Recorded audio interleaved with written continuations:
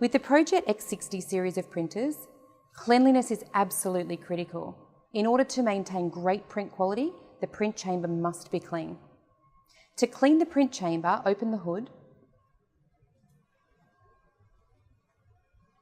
and locate the vacuum, which is on this side. We'll use the vacuum to vacuum up any residual core that's been left behind inside the print chamber.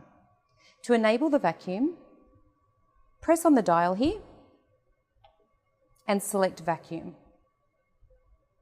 There are some attachments near the vacuum head which you can attach to get into any of the corners or anywhere that you can't get into with the normal head of the vacuum. Select vacuum to turn the vacuum on.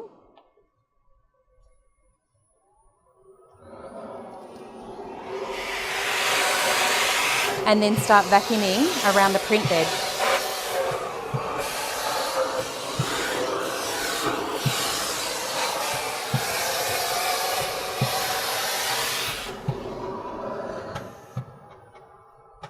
It's important to clean up any residual core from around the print bed on each of the sides, and you can also vacuum the print bed as well. Once you've done that, replace the vacuum.